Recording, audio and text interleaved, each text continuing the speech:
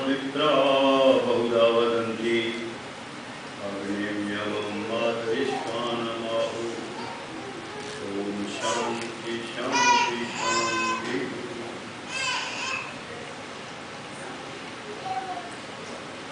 इस वैदिक टेम्पल के आचार्य धर्माचार्य श्रद्धेय उमेश स्वामी जी, जो स्वनाम धन्य हैं, आदरणीय डॉक्टर सुभाष वेदलंकार जी,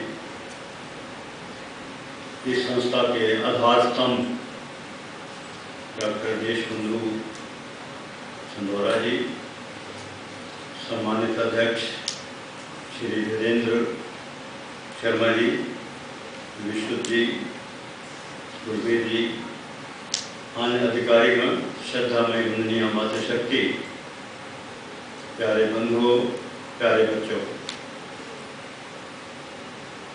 प्रातःकाल की इस पावन वेला में संसार का श्रेष्ठतम कर्म आपने यह भी किया। हम सब बहुत सौभाग्यशाली हैं, हमें ये ऐसा अवसर मिला। धर्मग्रंथ कहते हैं, ना ही मानुष्यात् श्रेष्ठ धर्म ही किंचित। मनुष्य जन्म से श्रेष्ठ सर्वोत्तम और कोई योनि नहीं है। मानव चोला सबसे श्रेष्ठ है। सर्वेषां प्राणिनां मनुष्यत्वं ही दुर्लभम। ये 2 सप्ताह पूर्व डॉक्टर सुभाष वेदलंकार जी से आप सुन रहे थे। ये मनुष्य जन्म मिलना बहुत ही दुर्लभ है, बहुत ही जटिल है, कठिन है। पता नहीं कितने जन्म जन्मांतरों के संचित पुण्य कर्म फलों के फल के अनुरूप और परमात्मा के असीम अनुकंपा के बाद, कृपा के बाद हमें ये जन्म मिलता है। हम प्रतिदिन जब ये ईश्वर स्तुति प्रार्थना उपासना के मंत्र बोलते हैं, तो चौथे मंत्र में आता है या ईशेयस्य द्विपदः चतुष्पदः। ईशे वो रचना करता है परमपिता परमात्मा 2 पांव वाले मनुष्यों और 4 पांव वाले गौ वाले पशुओं के शरीरों की। तो ये मनुष्य जन्म और पशुओं इत्यादि की दूसरी योनियां क्यों मिलती हैं? हम जो जो कर्म करते हैं उसके पुण्य संस्कार संचित होते जाते हैं और उसके अनुरूप हमें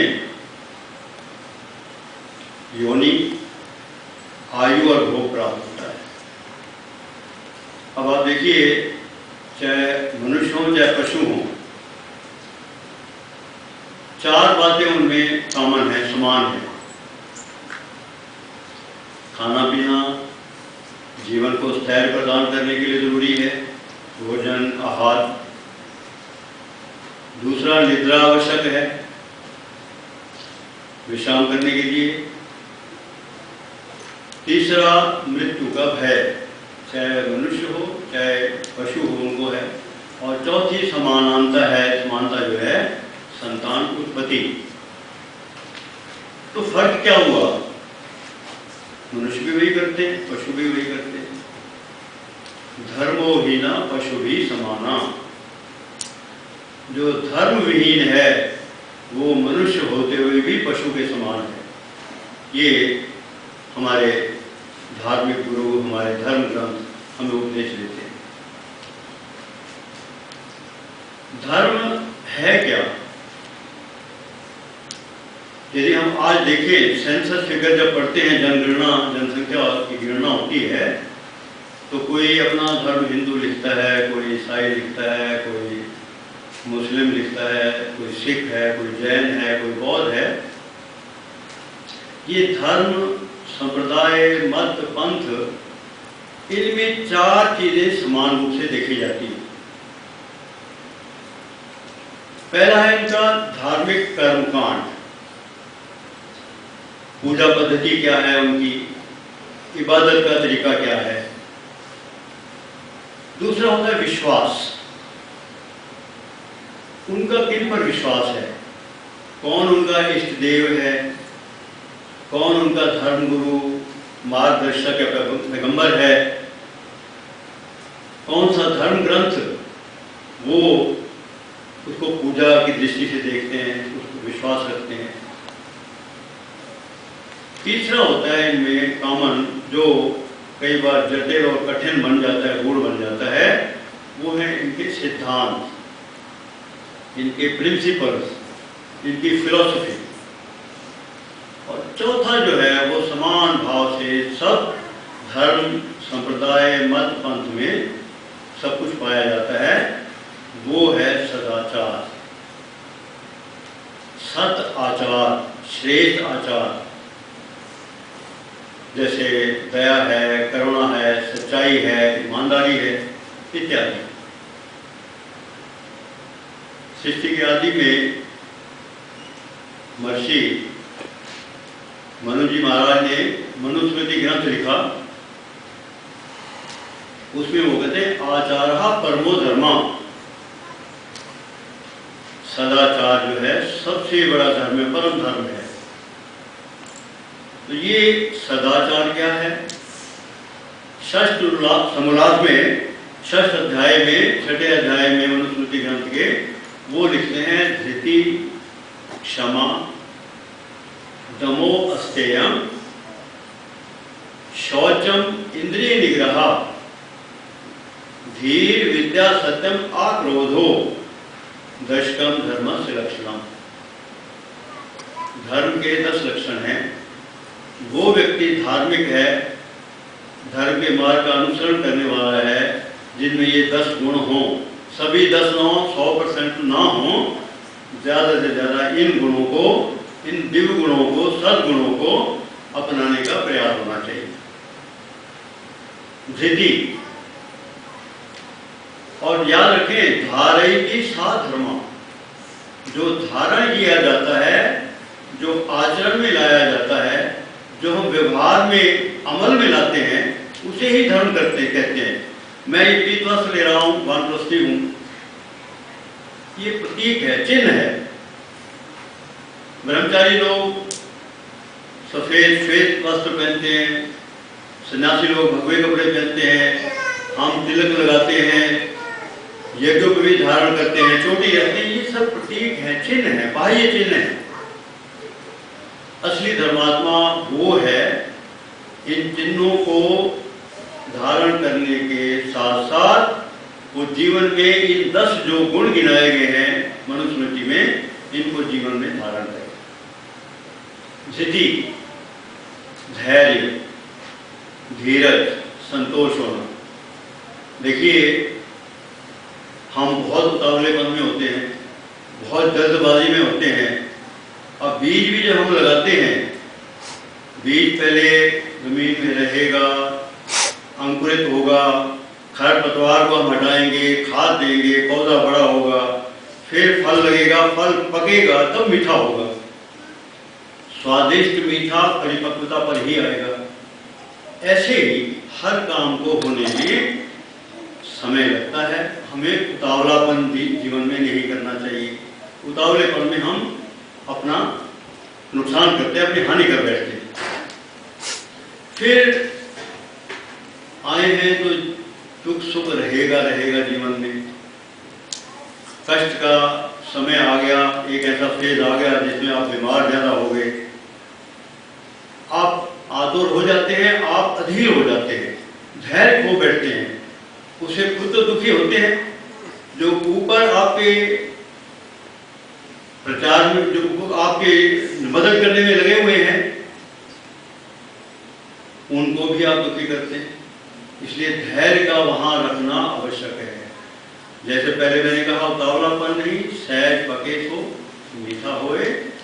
और याद रखें धीरज, धर्म, मित्र और नारी, आपातकाल परखिए चारी। इन चारों को तो आपातकाल में ही हम परख सकते हैं। इसको कहते हैं धैर्य, संतोष होना।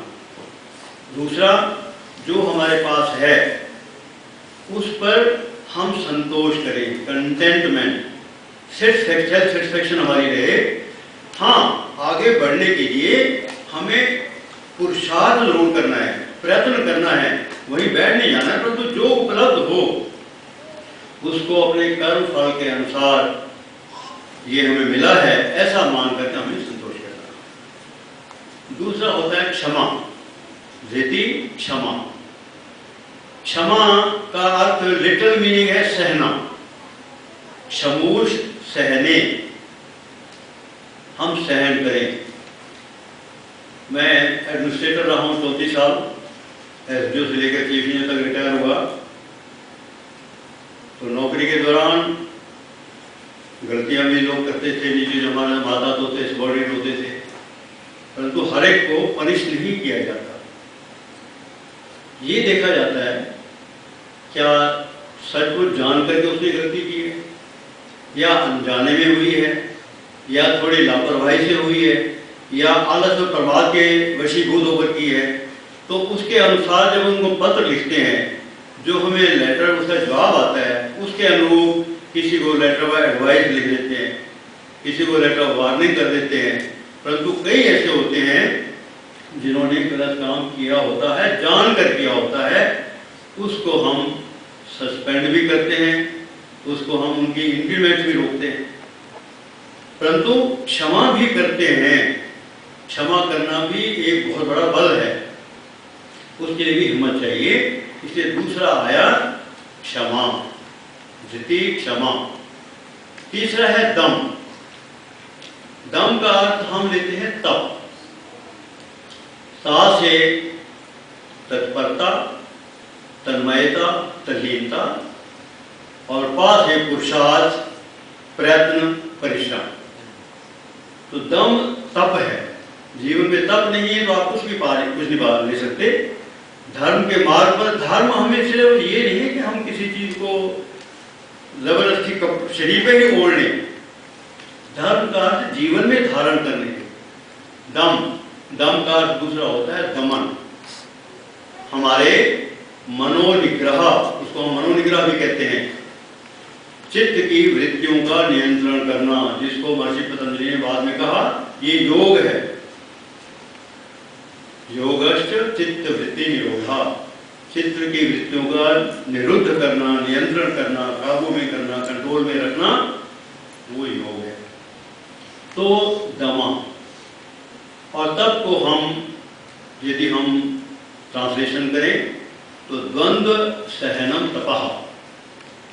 द्वंद्व में विपरीत परिस्थितियां, गरीबी अमीरी, प्रिय अपरिस्थिति, सफलता असफलता, हमारा हानि लाभ, दिन रात शीत उष्ण, इस प्रकार के जो द्वंद्व है इनको हम कहते हैं तप है, तपस्या है। इससे आदमी इन द्वंद्व के बीच में से निकल करके ही पक्का होता है। परंतु हमें उनमें सहना है, समभाव रखना है, समान भाव रखना है। योगेश्वर कृष्ण तो समत्व को ही योग कहते हैं। योगस्थ कुरु कर्माणि संगम त्यक्त्वा धनंजय सिद्धि असिद्धो समो भूत्वा समत्वम योग उच्यते। समत्व जो है वो योग है, इसको हम दम कहते हैं। धृति क्षमा दमो अस्तेयम।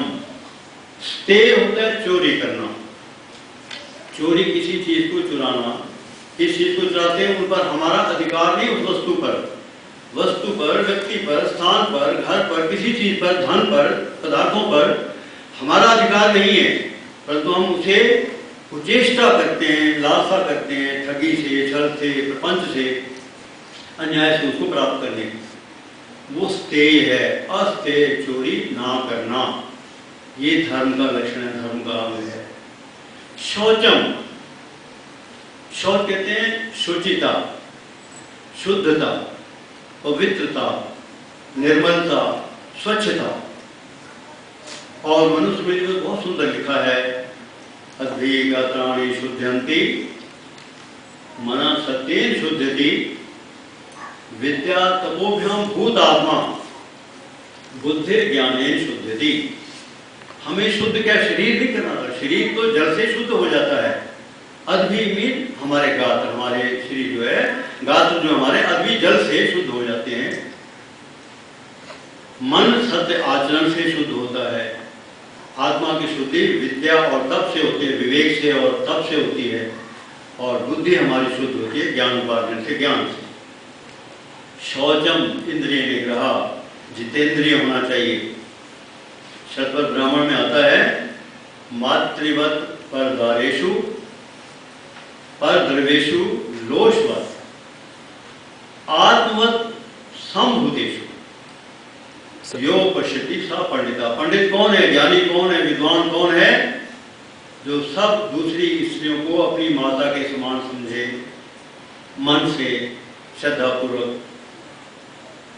और परद्रव्येषु दूसरों के धन को लोष्टवश मिट्टी के ढेले के समान समझे, उसके लिए वैल्यू हो, लालच ना करे। माँ गृहागस्यम, हम कहते हैं ईशावास्यमिदं सर्वम यद किं जगत्याम जगत तेन त्यक्तेन भुंजिथा माँ गृहागस्यम। त्याग पूर्वक प्रयोग करें, प्रयोग में लाए, माँ गृहा लालच ना करें। तो ये शौचम इंद्रिय निग्रह, धीर हमारी विवेक शक्ति, बुद्धि, धीर विद्या ज्ञान। ज्ञान किससे प्राप्त होता है? ज्ञान हमें सत्संग से प्राप्त होता है, ज्ञान हमें गुरुजनों से प्राप्त होता है, ज्ञान हमें माता पिता से होता है, क्योंकि सबसे पहले गुरु तो हमारी माता होती है, मातृमान, फिर पितृमान पिता, फिर आचार्यमान। तीसरे दर्जे पर जब हम गुरुकुल में या विद्यालयों में बच्चों को भेजते हैं, वहाँ से शिक्षा पाते हैं, संस्कारी बनते हैं हमारे बच्चे।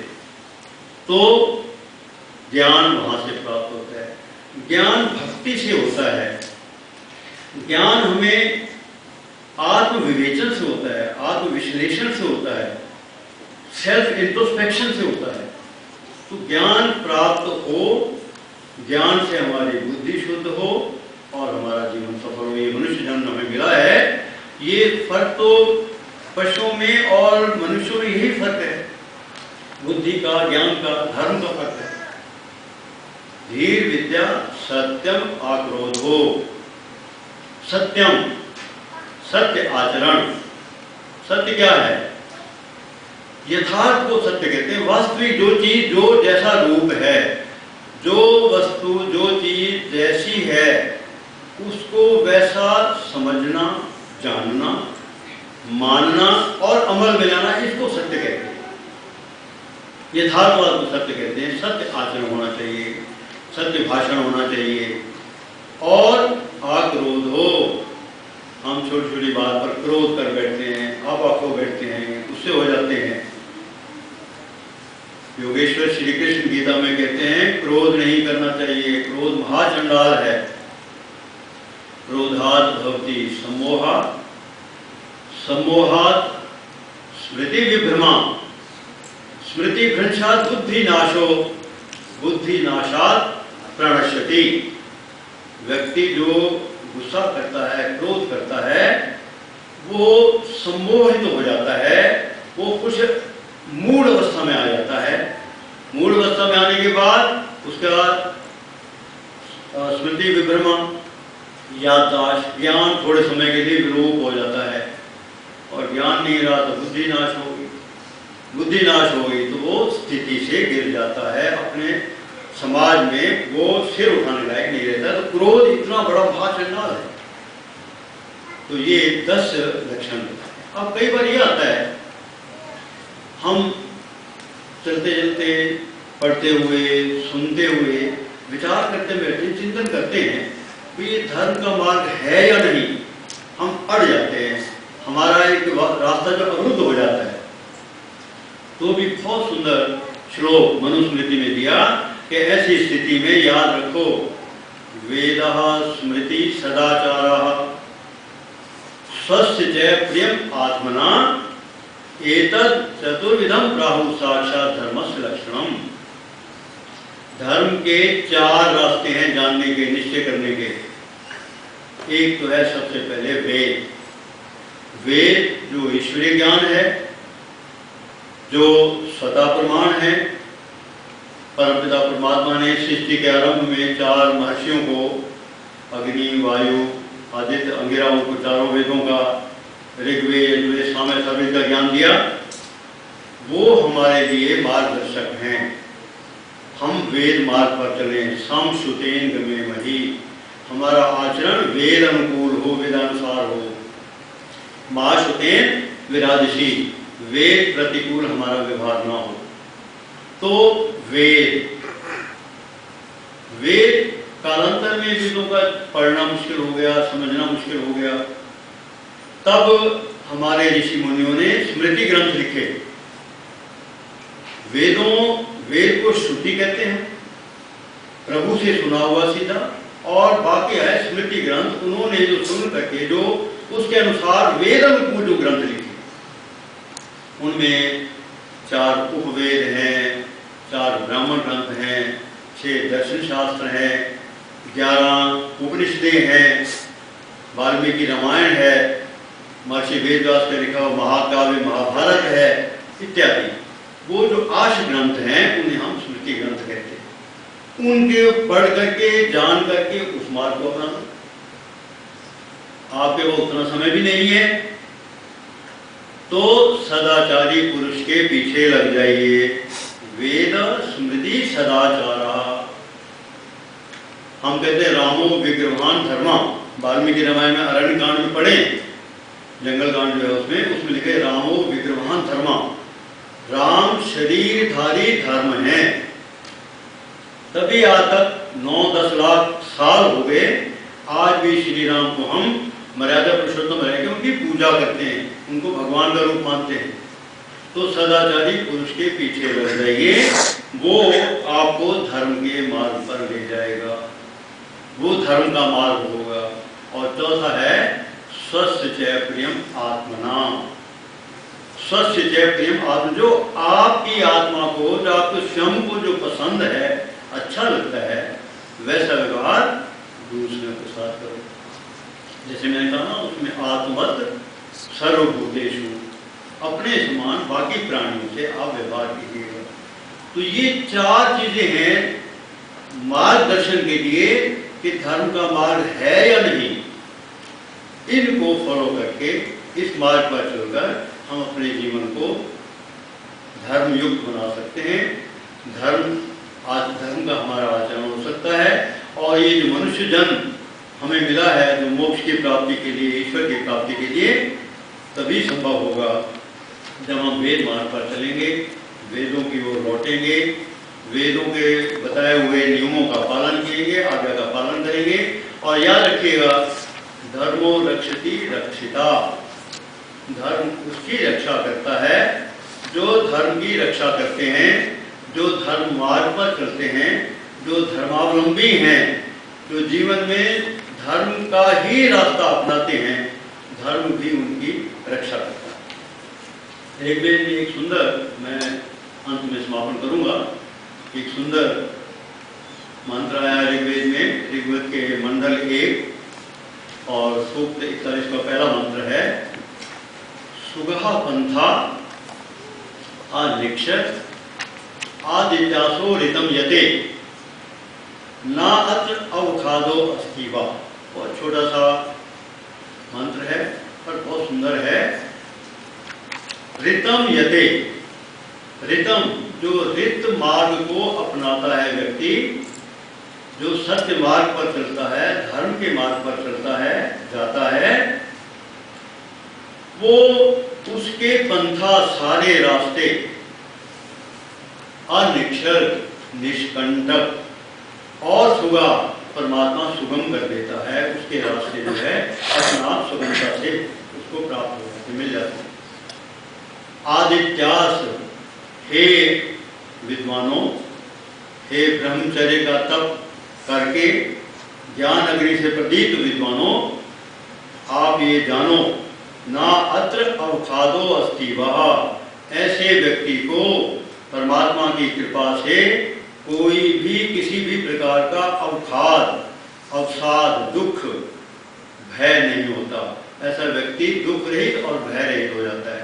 इसलिए इन समय रहते हुए 12 बजे कहा था घड़ी 12 बजा रही है।